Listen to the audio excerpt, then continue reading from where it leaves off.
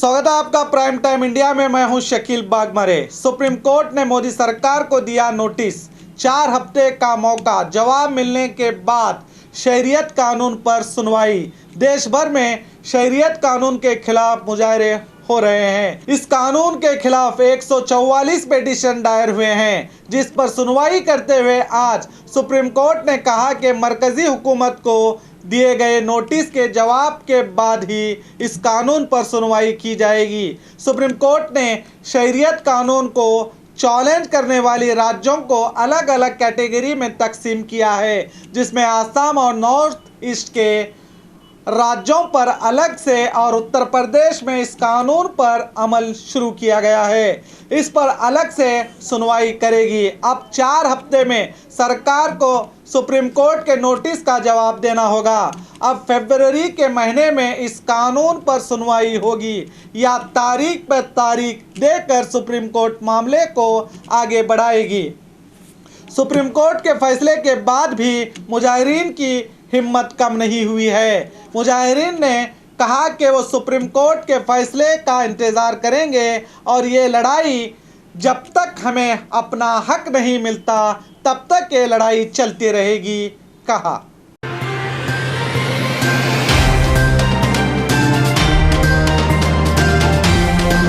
Mangaluru airport मामले में शरपसंदों का हाथ हो सकता है, कुमारस्वामी। पिछले दिनों मंगलुरु इंटरनेशनल एयरपोर्ट पर मिले बॉम्ब पर अपनी राय जाहिर करते हुए कर्नाटक के साबिक वजीर आला कुमारस्वामी ने कहा कि ये वाकया गड़बड़ नजर आता है। कुछ शरपसंद तंजीमों का इसमें हाथ हो सकता है।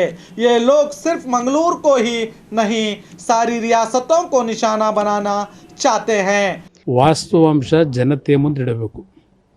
ಜನತೆಯಲ್ಲಿ ಸಂಘರ್ಷದ ಮನೋಭಾವವನ್ನು ಉಂಟು ಮಾಡತಕ್ಕಂಥ ರೀತಿಯ ವಾತಾವರಣವನ್ನು ಸರ್ಕಾರವೇ ಇವತ್ತು ಕೆಲವು ಪೊಲೀಸ್ ಅಧಿಕಾರಿಗಳನ್ನು ಉಪಯೋಗ ಮಾಡಿ ಮಾಡ್ತಾ ಇದ್ದಾರೆ ಅನ್ನೋಂತಕ್ಕಂಥ ನನಗೆ ಒಂದು ರೀತಿಯ ಅನುಮಾನಗಳು ಸೃಷ್ಟಿ ಆಗ್ತಾ ಇದೆ.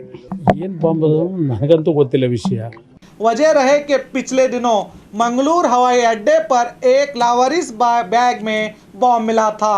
इस पर अब पुलिस ने बॉम्ब रखने वाले मुलजिम आदित्य राव को गिरफ्तार करके उससे पूछताछ कर रही है। बताया जा रहा है कि राव ने अपना गुनाह कबूल कर लिया है। क्या कुमारस्वामी जी की बातों में कोई सच्चाई थी या नहीं, आने वाले दिनों में पूरी पूछताछ के बाद ही सच्चाई सामने आएगी।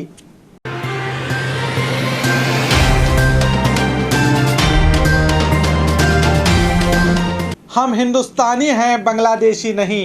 बीजेपी एमएलए अरविंद निम्बावली ने वीडियो ट्वीट करके बांग्लादेशी झुग्गियां बेंगलुरु में बसी हैं, यहाँ बांग्लादेशी रहते हैं जो गैर कानूनी काम कर रहे हैं।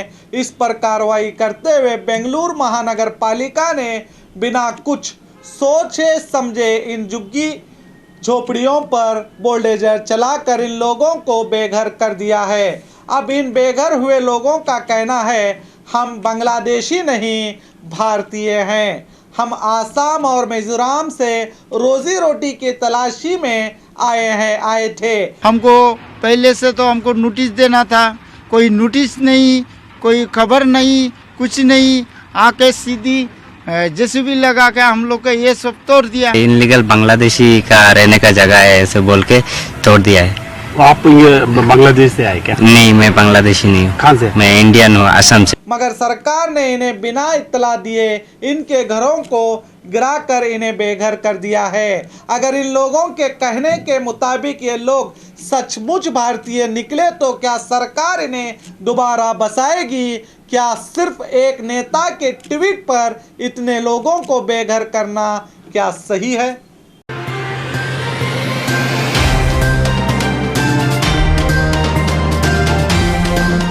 शाहीन बाग एहतजाज से अब तुलबा को रास्ता फराहम किया जाएगा। दिल्ली के शाहीन बाग में सिटीजनशिप कानून के खिलाफ कई दिनों से औरतें और बच्चे दिन रात बैठकर एहतजाज कर रहे हैं, जिसकी वजह से दिल्ली नोएडा सड़क को बंद किया गया था, जिसकी वजह से मुकामी लोगों ने इस पर ऐतराज़ जताया था कि इन्हें और इनके बच्चों को स्कूल जाने के लिए बहुत परेशानी हो रही है। मुजाहिरीन का एक डेलीगेशन दिल्ली के एलजी अनिल बिजाल से मिलकर फैसला किया कि स्कूल बसों के लिए रास्ता फ्राहम किया जाएगा ताकि तुलबा को परेशानी ना हो, क्योंकि एग्ज़ाम करीब हैं और बच्चों को परेशानी ना हो, इसके सबब ये फैसला लिया गया है। मुजाहिरीन ने अपनी परेशानियों के बावजूद देश के भविष्य का ख्याल करते हुए इन्हें रास्ता फ्राहम किया है।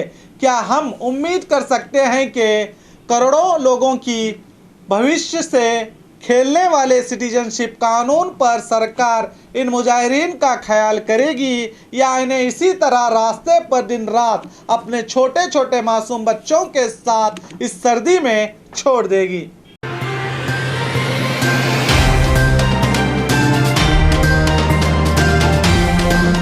26 जनवरी से महाराष्ट्र के स्कूलों में आइन की तहमीद होगी लाजमी। आज जहां देश भर में बीजेपी हुकूमत पर दस्तूर बदलने की बात पर हर एक मुजाहरे में हमारे दस्तूर की तहमीद पड़ी जा रही है और हर धरने में इसके बड़े बड़े कटआउट लगाए जा रहे हैं। अब ऐसे मौके पर महाराष्ट्र सरकार 26 जनवरी से हर स्कूल में लाजमी तौर पर प्रेयर के बाद पढ़ने की हिदायत दी गई है। इसकी जानकारी देते हुए महाराष्ट्र के वजीर वर्षा गायकवाड़ ने कहा, इसके पढ़ने से बच्चों को इसकी अहमियत मालूम हो जाएगी। ये मकसद है कि संविधान की जो मूल्य है, संविधान की जो नीतियाँ हैं और देश का संविधान क्या करता है कहता है, वो बाल मन जो होता है उसके ऊपर हमें बताना है। और उसके लिए हमारी कोशिश यही रह रही है कि अगर बच्चा परिपाठ में रोज़ पढ़ता है, चाहे वो प्रतिज्ञा लेता है, तो उसको पता चलता है कि मैं भारत का नागरिक हूँ। उसी तरह भारतीय संविधान ने क्या चीज़ें दी है वो भी उसे मालूम पड़नी चाहिए और वो मूल्य उसे तक पहुँचने चाहिए, इसलिए हमने वो कार्यक्रम रखा। मैम, इसको सीए से जोड़ के देखा जा रहा है कि जिस तरह सीए को लेकर बिल्कुल, ये तो इसके ऊपर पहले भी जिया निकल चुके हैं, उसको हमने इम्प्लीमेंट करने के लिए कहा है। और खबरों के लिए देखते रहिए प्राइम टाइम इंडिया।